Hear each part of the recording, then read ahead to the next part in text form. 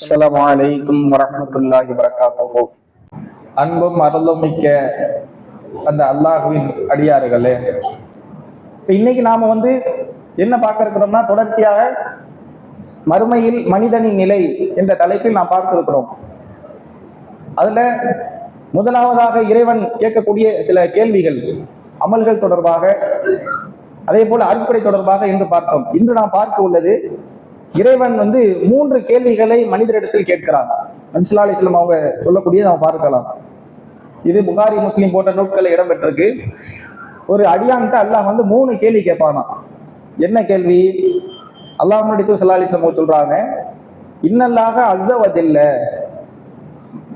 மாண்பும் மகத்துவம் மிக்க இறைவன், யகூலு யௌமல் கியாமா, மறுமை நாளில் சில கேள்விகளை மனிதர்களிடத்தில் முன்வைக்கிறான். யா ஆதம், யா இப்ன ஆதம். இப்ன ஆதம்னா ஆதமுடைய பிள்ளை. எல்லாருக்கும் இது பொருந்தும். நம்மளும் ஆதமுடைய பிள்ளை தான், ஆதமுடைய பிள்ளைகள் தான் அனைவரும். அப்ப அல்லாஹ் இது நிறைய பேரை நோக்கி கேட்க இருக்கக்கூடிய ஒரு கேள்வி. யா இப்ன ஆதம், ஆதமுடைய மகனே, மரில் தூ, நான் நோய்வாய்ப்பட்டிருந்தேன். அல்லாஹ் சொல்லக்கூடிய வார்த்தை என்னன்னா, நான் நோய்வாய்ப்பட்டிருந்தேன். பலம் நீ, ஆனால் நீ என்னை நலம் விசாரிக்கவில்லை. நான் நோய் வாய்ப்பட்டு முடியாத நிலையில் தவித்துக் கொண்டு இருக்கும் போது நீ என்னை நலம் விசாரிக்கவில்லை. இது அல்லாஹ் அந்த அடியான்ட கேட்கக்கூடிய கேள்வி. இப்ப அந்த அடியான் அதுக்கு பதில் சொல்றான். கால யா ரப்பி, என் இறைவா, கைஃப அஊதுக, நீ எப்படி நோய்வாய்ப்படுவ? உனக்கு காய்ச்சலா, உனக்கு தலைவலியா, உனக்கு பிரச்சனையா, உனக்கு நோயா, எப்படி இது சாத்தியம்? ஏன் இப்படி கேட்கிறாருன்னா, அன்ட ரப்புல் ஆலமீன், நீ தான் அகிலங்களின் இரட்சகன், நீ தான் நோயை கொடுக்கக்கூடியவன், அதை தீர்க்கக்கூடியவன், அனைத்துக்கும் இறைவன். இப்படி இருக்கும்போது உனக்கு நோயை நான் நலம் விசாரிக்கிறேன்னு சொல்லியே, இது என்ன நியாயம்? இது எப்ப நடந்துச்சு? அப்படி ஒரு நிகழ்வே நான் பார்க்கலையே. உனக்கு காய்ச்சலா, உனக்கு உடல்நிலை சரியில்லையா, இது எப்ப நடந்துச்சு என்று அந்த அடியான் கேட்கிறானா. இப்ப இதுக்கு அல்லாஹ் பதில் சொல்றான். அம்மா அலிம்த அன்ன அப்தி ஃபுலான் மரீல், இன்ன அடியான், அல்லாஹ் ஒரு மனிதரை சொல்லி, இன்ன அடியான், அவனுக்கு நோய் ஏற்பட்டதை நீ அறிவாய், அவனுக்கு உடல்நிலை சரியில்லாம இருந்துச்சு, அதை நீ அறிந்திருக்கிற, அது உனக்கு தெரியும். அப்படி இருக்கும்போது பலம் தஅதுஹு, ஆனால் நீ அவரை நலம் விசாரிக்கவில்லை. அல்லாஹ் இங்க என்ன சொல்றான்னா, நான் நோய்வாய்ப்பட்டிருக்கிறேன்னு சொல்லிட்டு அதை அல்லாஹ் எப்படி ஒப்பனை செய்யறான்னா, நான் நோய்வாய்ப்பட்டிருக்கேன்னா நானே நோய்வாய்ப்பட்டிருக்கேன்னு அர்த்தம் இல்லை. இந்த மனிதனுக்கு நோய் ஏற்பட்டுருந்துச்சு, நீ அவனை போய் நலம் விசாரிக்கவில்லை. அம்மா அலிம்த அன்னக லவ் உதுதஹு, நீ அவரை நலம் விசாரித்திருந்தால், நீ அவரை நலம் விசாரிக்கல, நீ போய் அவரை நலம் விசாரித்திருந்தாய் என்று சொன்னால், லவஜத்தனி இன்தஹு, அவரிடத்தில் என்னை பார்த்திருப்பாய். இங்க அல்லாஹ் என்ன மாதிரி ஒரு வார்த்தையை சொல்றா பாருங்க. ஒரு அடியானுக்கு நோய் ஏற்பட்டிருக்கிறது, அவனை போய் நீ நலம் விசாரிக்கவில்லை, பார்க்கவில்லை, அதற்காக பிரார்த்தனை செய்யவில்லை. இப்படி நீ பிரார்த்தனை செய்திருந்தால் அந்த இடத்தில் நீ என்னை பார்த்திருப்பாய், அது என்னை நோய் நலம் விசாரித்ததை போன்று இருந்திருக்கும். அப்ப இந்த கேள்வி என்பது நமக்கும் அல்லாஹ் கேட்கக்கூடிய ஒரு கேள்வி. இந்த கேள்விக்கு நாம் அல்லாஹ்விடத்தில் பதில் சொல்வதற்கு தயாராக இருக்கிறோமா? இன்னைக்கு நோய் நலம் விசாரிப்பது என்பது நம் சமூகத்தில் ரொம்ப குறைஞ்சு போயிட்டு நோய் நலம் விசாரிப்பதே இல்லை. இது எந்த அளவுக்கு போயிருச்சுன்னா, பெற்றோர் பிள்ளைக்கு ஒண்ணுன்னா பரிதவித்து விடுவாங்க, ரொம்ப கவலைக்குள்ளாகுவாங்க. ஆனால் பெற்றோருக்கு ஒன்றுனா பிள்ளை அப்படி இருக்க மாட்டாங்க. எங்கேயாவது பிள்ளை பெற்றோரை உளுந்து கவனிச்சு பார்க்க முடியுமா? பொம்பளை பிள்ளையா இருந்தா கூட சரி, பார்க்கறதுக்கு வாய்ப்பு உண்டு. ஆம்பளை பிள்ளை அம்மா தலைவலிக்குன்னு சொன்னாங்கன்னா, எனக்காவது தலைவலிக்குதாமா, கையில போட்டுவிடவா கேட்டிருக்கோமா? அம்மாவுக்கு உடல்நிலை சரியில்லை, மருத்துவமனைக்கு கூட்டிட்டு போகணும், முன் வந்திருக்கோமா? இன்னைக்கு பசங்களுக்கு ஹாஸ்பிட்டல் போறதுக்கே வெறுப்பு, ஹாஸ்பிட்டலுக்கே போக மாட்டான். அவனுக்கு காய்ச்சல் வந்தாலும் போக மாட்டான், வேற யாராவது கூட்டிட்டு போகணும்னாலும் போக மாட்டான். அதுல அம்மாவை கூட்டு போறதுங்கிறது அவனுக்கு ஒரு அவமானமா பார்க்கக்கூடிய நிலையை பார்க்கிறோம். கூட்டே போக மாட்டேங்கிறாங்க, நல்லா விசாரிக்க மாட்டேங்கிறாங்க. அந்த தாய், உனக்கு ஒரு உடல் பிரச்சனை என்றால் உன்னை கவனிக்கக்கூடிய அந்த கவனிப்பை நீங்கள் உணர்ந்து பார்க்கணும். பதவி போயிடுவாங்க, என் பிள்ளைக்கு காய்ச்ச, அவங்களுக்கு வேற எந்த நினைப்பும் இருக்காது, எந்த சிந்தனையும் இருக்காது, அதைத்தான் நினைத்து கொண்டே இருப்பாங்க. ஆனா இந்த பிள்ளை தன் தாய்க்கோ தந்தைக்கோ அல்லது பாட்டிக்கோ உறவினருக்கோ யாருக்கோ உடல்நலை விசாரணைக்காக போயிருக்கிறாங்களா? குறிப்பாக தௌஹீத்வாதி என்று சொல்லக்கூடியவங்க, நான் ஏகத்துவத்தில் உறுதியாக இருக்கிறேன், பல ஆண்டுகளாக இருக்கிறேன் என்று சொல்லக்கூடியவங்க உறவுக்காரர்கள் நோய்வாய்ப்பட்டிருக்கும் போது போய் விசாரிக்கிறது இல்ல. கேட்டா என்ன சொல்றோம்? நான் அவங்களோட சண்டை, அவங்களோட பேச மாட்டேன், அவங்க வீட்டுக்கு போக மாட்டேன் இப்படின்னு சொல்றோம். இப்படி இருக்கக்கூடியவர்கள்ட்ட தான் அல்லாஹ் மறுமையில கேட்பான், ஏன்பா உன் சொந்தக்காரவன், உனக்கு தெரிஞ்சவன், உன் பக்கத்து வீடு, உன் ஏத்த வீடு, உனக்கு வேண்டப்பட்டவன் காய்ச்சலா இருந்தானே, பாதிப்புக்குள்ளா இருந்தானே, அவனை போய் நீ நலம் விசாரித்திருக்க கூடாது? ஏன் விசாரிக்கல? நீ அவனை போய் நலம் விசாரித்திருந்தாய் என்னை பார்த்திருப்பாய், அது என்னை விசாரித்தது போன்று இருந்திருக்கும். ஆனா நீ செய்ய மறந்துட்டிய. அப்ப இது நாம செய்யக்கூடிய எவ்வளவு பெரிய தப்பு தெரியுதா? ஆனா இன்னைக்கு நம்ம இதை பொருட்படுத்துறதே இல்லை. நோய் நலம் விசாரிக்கிறதை பொருட்படுத்துவதே இல்லை. குடும்பத்திலே இந்த நிலைமைன்னா அப்ப சமூகத்தில் நம்ம என்ன சொல்றது? குடும்பத்துல உள்ளவங்களே பாக்குறது இல்ல, குடும்பத்துல உள்ளவங்களே விசாரிக்கிறது இல்ல, அவங்களுக்கு வேண்டிய உதவியை செய்யறது இல்லை. அப்படின்னா மற்றவங்களை போய் நம்ம எங்க போய் பார்ப்போம்? நம்ம சகோதரர், கொள்கை சகோதரர்கள் அல்லது கொள்கை சகோதரருடைய உறவுகள் பெருமளவுக்கு பாக்குறது இல்லை. எப்பமாவது ரொம்ப ரேரா அவர் மரணத்தை அடைகிறதுக்குரிய ஒரு நிலை இருக்கு தெரியுமா, அப்ப போய் ஓடி போய் நிற்போம். அப்ப நின்று என்ன பிரயோஜனம்? அவருக்கு மன ஆறுதல் தான் அந்த நேரத்துல முக்கியம். ஒரு மனிதனுக்கு மன ஆறுதல் முக்கியம். நோயில் இருக்கும்போது ரசூலுல்லாஹ் நமக்கு அதான் சொல்லி தராங்க.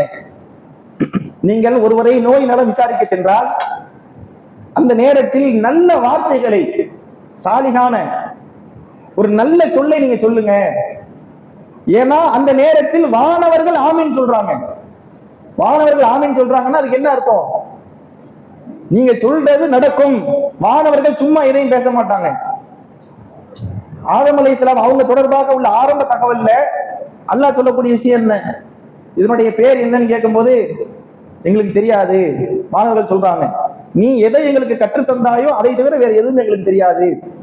லா இல்ம லனா இல்லா மா அல்லம்தனா. அப்ப அல்லாஹ் என்ன சொல்லி கொடுத்தானோ அது மட்டும் தான் தெரியும். அப்ப இங்க போய் நீங்க ஆமீன் சொல்லுங்கன்னு யார் சொன்னா? அல்லாஹ் சொல்லியிருக்கிறான். அவங்க மாணவர்கள் சொல்றாங்க. அப்ப அந்த இடத்துல போய் நல்ல வார்த்தைகள் சொன்னோம்னா அது சரியாகிறதுக்குள்ள ஒரு களம் அமையுமா இல்லையா? ஒரு ஆள் பாதிக்கப்பட்டிருக்கிறாரா, அவர்கிட்ட போய் ஒண்ணு கவலைப்படாதீங்க, சரியாயிரும், அல்லாஹ் உங்களுக்கு இருக்கா, நல்ல வார்த்தைகளை சொன்னோம்னா அது சரியாகிறதுக்கும் ஒரு வாய்ப்பாக இருக்கும். அவருக்கும் மன நிம்மதி கிடைக்கும். எல்லா வார்த்தையும் எதிர்பார்க்கிறாங்க. இப்ப நாம நோய்வாய்ப்பட்டிருக்கிறோம், யாருமே விசாரிக்க வரல, எல்லாரும் நம்மளை அப்படியே விட்டாங்கன்னா எப்படி இருக்கும்? அதுவே நமக்கு மன நெருக்கடி ஏற்படுத்தும். அப்ப நாம என்ன செய்யணும்? பிறரை போய் விசாரிக்கணும். சில பேர் விசாரிப்பாங்க. எப்படி விசாரிப்பாங்க தெரியுமா? என்னப்பா உனக்கு கேன்சரா? முடிஞ்சு போச்சு. இப்படிதான் என் பக்கத்து வீட்டுக்காரனுக்கு வந்துச்சு, அதுக்கப்புறம் அவரு சீக்கிரத்திலேயே மௌத்தாயிட்டாரு. இது அங்க சொல்ற வார்த்தையா? சுகர் வந்துருச்சா? முதல்ல கட்டவரில் எடுப்பாங்க, கணுக்கால் வரைக்கும் எடுப்பாங்க, முட்டிக்காலு, கடைசியில உயிர். இந்த வார்த்தைகளை தான் போய் சொல்லிக்கிட்டு இருக்கோம். நல்லா விசாரிக்க போறதே ரேரு. அப்ப போறதுல என்ன செய்யறது? அவரை உற்சாகம் ஊட்டுறதுக்கு பதிலா பயம் கொடுக்கிறது. நான் சொல்ல வேண்டிய சொல்லிட்டேன்பா, இதுக்கு மேல நீ தான் பாத்துக்கிறணும். இப்படி சொல்றது என்பது நீங்க போகாம இருக்கிறதுக்கே மேலுன்னு அர்த்தம். ஏன்னா ரசூலுல்லாஹ் போறது எதுக்கு சொல்றாங்க? நீங்க நல்ல வார்த்தைகளை சொல்லுங்க. அப்ப அங்க போய் அவரை போய் பயம் காட்டி, பத்தாவதுக்கு அவங்க குடும்பத்துல போய், பெண்கள்னா ஒரு விஷயம்னா ரொம்ப பயப்படுவாங்க, அவங்கள்ட்ட போய் 10 விஷயங்களை ஏற்றி விட்டு, இந்த ஹாஸ்பிட்டலுக்கா போறிய, முடிஞ்சு போச்சு. அந்த ஹாஸ்பிட்டலுக்கு போனாலே அவன் அப்படிதான் செய்வான், காசை மட்டும் பிடிங்கிட்டு ஒன்றும் செய்ய மாட்டான். இப்படின்னு என்னதுன்னா அவங்க அந்த நேரத்தில் அவங்களுக்கு பயம் கொடுக்குற வேலையில செய்யறாங்க. இப்படி தயவு செய்து செய்யாதீங்க. விழிப்புணர்வு ஏற்படுத்துறது வேற, பயம் காட்டுறது வேற. விழிப்புணர்வு காட்டி நம்ம அதிகமான பேர் சொல்றது இல்லை, பயம் கொடுக்கறதுக்குன்னே சொல்றது. அப்ப இப்படி என்ன செய்யக்கூடாது? நம்ம செய்யக்கூடாது, நல்லா விசாரிக்க போகணும். அப்ப நல்ல வார்த்தைகளை சொல்லணும். இதெல்லாம் இஸ்லாம் நமக்கு ஒரு கடமையை சொல்லி காட்டுகிறது. அல்லாஹ்வுடைய ஸல்லல்லாஹு அலைஹி வஸல்லம் சொல்றாங்க, ஹக்குல் முஸ்லிமி அலா முஸ்லிமின். ஒரு முஸ்லீம் இன்னொரு முஸ்லீமுக்கு செய்ய வேண்டிய கடமைகள் சிலது இருக்கு. அதை சில நேரங்களில் ரசூலுல்லாஹ் 5ன்னு சொல்றாங்க, 6ன்னு சொல்றாங்க, சில செய்திகள்ல 7ன்னு கூட வருது. அதுல ரசூலுல்லாஹ் என்ன சொன்னாங்க? நோய் விசாரிப்பது முஸ்லீம் இன்னொரு முஸ்லீம் செய்ய வேண்டிய கடமை, கண்டிப்பா செய்யணும். ஒருத்தன் பாதிக்கப்பட்டிருக்கானா, போய் விசாரிப்பா, அவனை பாரு, அவனுக்கு உதவி செய், பொருளாதார உதவி செய், அவனுக்கு தேவைப்படக்கூடிய அனைத்தையும் உன்னால் முடிஞ்ச அளவுக்கு செஞ்சு கொடு. ரசூலுல்லாஹ் என்ன செய்வாங்க தெரியுமா? ஒரு முறை சஅத் பின் உபாதா ரலியல்லாஹு அன்ஹு அவங்களுக்கு உடல்நிலை சரியில்லை. அப்ப அவங்க சார்ந்த அன்சாரி தோழர்கள்ட்ட கேட்கிறாங்க, இந்த நபி தோழர் எப்படி இருக்கிறாரு? பரவாயில்ல, நலமாக இருக்கிறாங்க. நலமா இருக்கிறாங்களா, சரி நல்லது அப்படின்னு வீட்டுல உட்காரல. அவரை நலம் விசாரிக்கிறதுக்கு என்னோட வர்றது யாரு? ரசூலா சஹாபாக்கள்கிட்ட கேட்கறாங்க. அப்ப ரசூலா கேட்கும்போது எல்லாரும் வரங்கன்னு சொல்லுவாங்க. ஒரு பெரும் படம் அந்த நேரத்துல அங்க இருந்து சஹாபாக்கள்லாம் கிளம்பி போறாங்க, நடந்தே போறாங்க. நம்ம இல்லைங்க அங்க போறதுக்கு வண்டி இல்ல, வாகனம் இல்ல, நேரம் இல்ல அப்படின்னு சொல்லிடுவோம். ரசூல்லா நடந்தே போறாங்க அவர் விசாரிக்கிறதுக்காண்டி. போய் நலம் விசாரிச்சுட்டு நல்ல வார்த்தைகளை சொல்லிட்டு வராங்க. இது மாதிரி நிறைய சந்தர்ப்பங்களை பார்க்கலாம். ரசூல்லா போய் நலம் விசாரிச்சுட்டு வருவாங்களாம். இப்படி யாரெல்லாம் நலம் விசாரிக்க போறாங்களோ அவங்களுக்கு ரசூலா சொன்ன சிறப்பு தெரியுமா?